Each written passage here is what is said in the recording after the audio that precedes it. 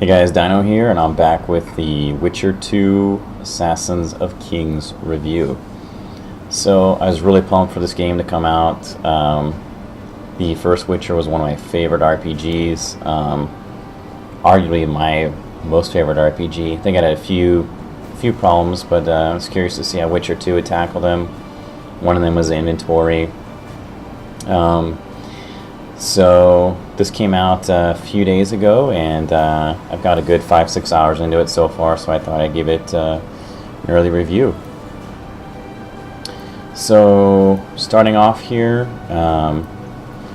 what I want to show you guys is this is just a town. This is the first town you come to. So there's an active day-night system. As you can see, it's pretty lively. People talk to you as you're going around. This is the map system. I think it's actually a little on the worthless side. For some reason, there's a bird and a soldier. I don't know.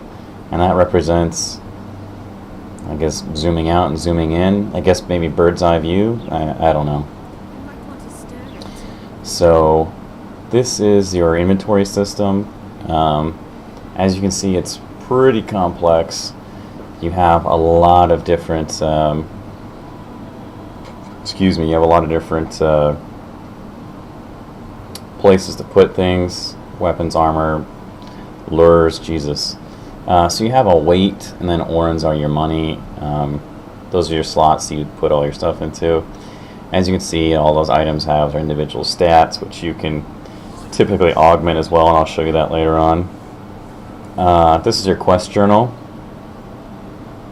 So just by double clicking on something like I'm doing now, it shows you, that will highlight your main quest for you. And those quests you saw that had the shield next to them, I think those are your main quests. So then you can go through everything else. As you see, there's information on just about everything in the world. This is the quick, oh man, I don't know what you call it. Quick access menu. So it lets you choose spells, swords, your items that you can quickly draw up, and it also lets you meditate. Meditate is a useful feature. It's pretty similar to laying down on a mattress in Fallout, but our meditate also lets you either go drink your potions, which are a way to augment stats, create them, or simply choose another time to go to. See, here is one of the options to make potions. It uses the ingredients, which are herbs that you pick up throughout your travels, and just as simple as that. So now you've made one. It's still a little complicated, I think, but overall it's a big improvement over the Witcher 1. This is the skill system. So you're forced to start off here, and you have to put in, I think, 6 points into it. I don't know exactly what level the game goes to. I know you get achievements for going up to level 35 or 40, so I think I'm level 7 so far. I got a ways to go. And now I can start putting points in those other trees. So, as you can see, the little open sign pops up down there. You can go into just about any door of any residence in here. This is good and bad. The doors don't always open for everything, but also you find some unique places that aren't marked on your map, and that can be a little confusing. So, like I said, this world is very lifelike. They paid great attention to detail. Here's some people that are hanging, unfortunately for them. I'm going to make my way over to one of the shopkeepers. Pretty standard shopkeeper here. So unlike, say, some games where inventory, the shopkeepers have a limited inventory as far as how much you can sell to them. They have a limited amount of money they can pay you. You can basically go in and just offload all of your stuff to anybody. There's no cap, there's no upper limit on that. See what he wants, or see what you have, and be on your way. So now we're going to make our way over to one of the craftsmen. There's the craftsmen and the shopkeepers, as you saw on that mini-map. Unfortunately, they're not split up into specific names. They're all generalized as craftsmen or shopkeepers, which is a little annoying.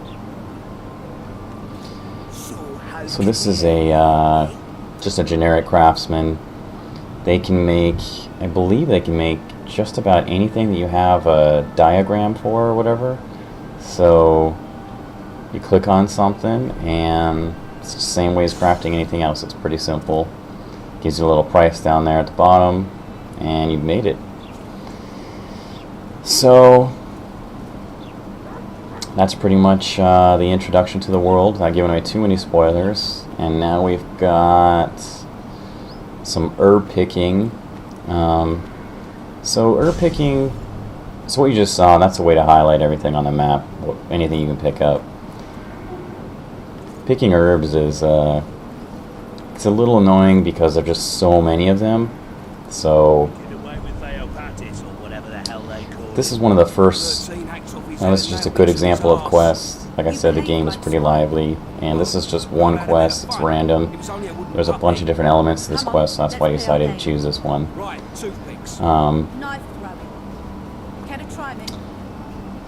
Apparently I'm going to play some knives first. I have never done this.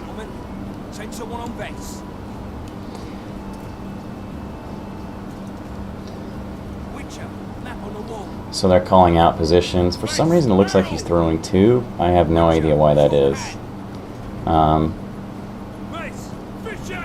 This game, I'll get on those thoughts in a minute here. This game is a little buggy, basically. But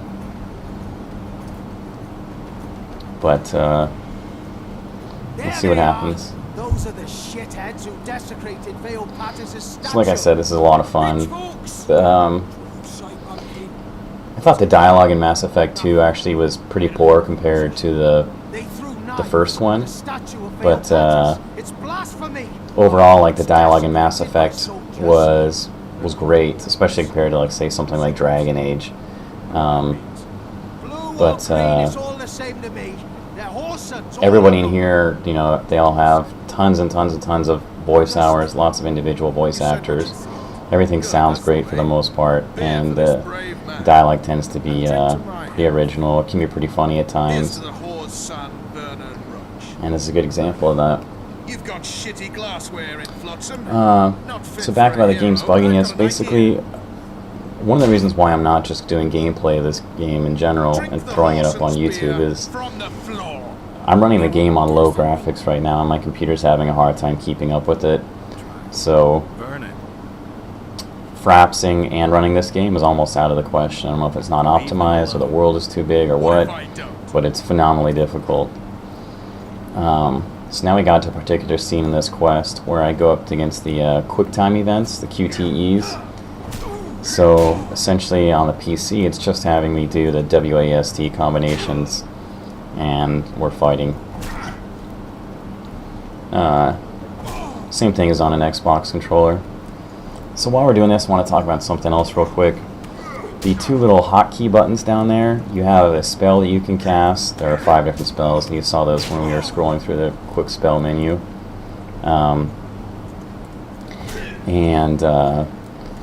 You also have that inventory item that you can select too. Oh, that looks like it hurt.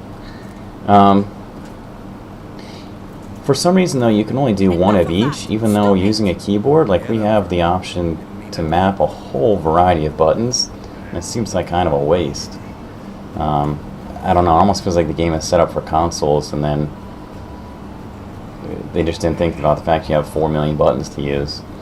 So this is obviously doing some arm wrestling. Real simple, you just hold that little I don't know, round icon on the bar at the bottom, and as long as you keep it there, you're good. So now we're going to get to the good stuff with some combat coming up. So the combat is one of the downsides to this game. It changed drastically from the original Witcher. You just saw me now I'm getting ragdolled around. I was trying to roll through those guys. They blocked me off like I couldn't do it. Somebody commented the game feels a bit like Batman. And I think that they did almost go for a Batman style appeal, except the way that they did it is just very, very poor compared to how Batman does it. Anyone who's seen my Batman video knows, I mean, I got like close to a 300 combo. I mean, I don't have any problem with the combat in Batman, but I just cannot figure this stuff out. Essentially, you have a weak attack, a strong attack, and then you can use one of those two spells, either a spell or an inventory item. You have traps and bombs. In The Witcher, they were used to, the original Witcher, they were used to augment how you played. So, you know, playing the same way here really doesn't seem to work. Your attacks can only hit one guy at a time, so when you have multiple enemies, and you're kind of fucked. I don't know what you're supposed to do. I mean, essentially it breaks down into like kiting everybody around and trying to fight one guy at a time. That spell I keep casting is just a shield that goes around myself that prevents me from being interrupted and takes some damage as well. Yeah, when you have these many guys, I don't know how you're supposed to attack them. The original Witcher had like group-style attacks where you hit a whole bunch of guys around you at once, and then there was a rhythm to it, and if you chain together that rhythm, the attacks got stronger and stronger. So now you can see here once again, I got surrounded, just getting ragdolled, and there's no way to escape. You can't roll through them, you can't jump over them, you just get butt-fucked.